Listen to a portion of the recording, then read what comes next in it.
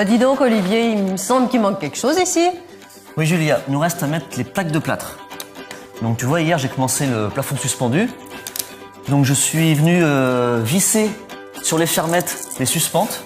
Alors attends, les fermettes, qu'est-ce que c'est? C'est une charpente industrielle qui arrive sur le chantier en préfabriqué. D'accord. Et à ces suspentes, je suis venu clipser des fourrures.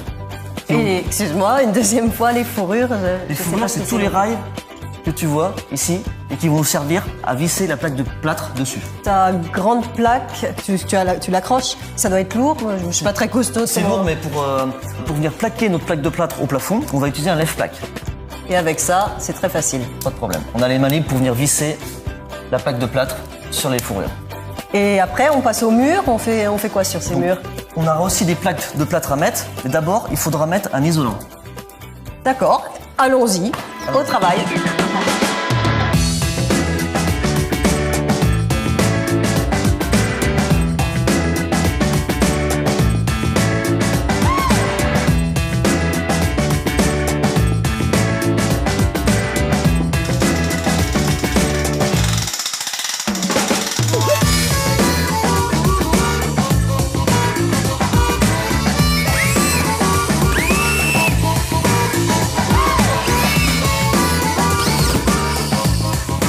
Bon bah ça y est, moi j'ai bientôt fini mon plafond, c'est le coup de main.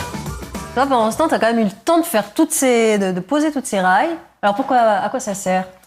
Donc Julia, j'ai fixé un rail au plafond, un rail au sol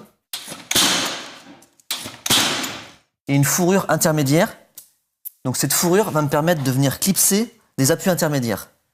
D'accord. Donc c'est des appuis qui se clipsent dans la fourrure, donc c'est tout simple d'usage. Ça se clipse dedans et ça me permet ensuite de régler ma dernière fourrure sur laquelle on va visser la plaque de plâtre. Donc je peux régler ensuite l'aplomb du mur. En fonction de l'isolant que tu veux mettre. Là c'est une laine de verre. On aurait pu très bien mettre une laine de roche, voire une laine de mouton.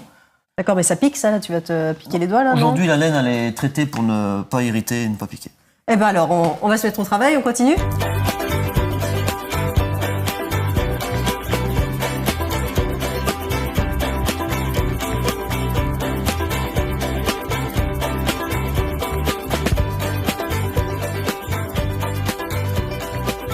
Regarde, il y a des trous, l'air va passer là. Oui.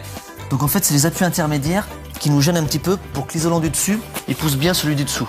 Juste au niveau des appuis, tu viens découper la laine de verre juste au-dessus, pour bien la redescendre en contact de celle du dessous. D'accord. Pour que ça épouse bien la forme là. Et ensuite, tu redescends la laine de verre dessus. Et là, en finition, on va venir poser une bande de ruban adhésive pour que ça soit complètement hermétique.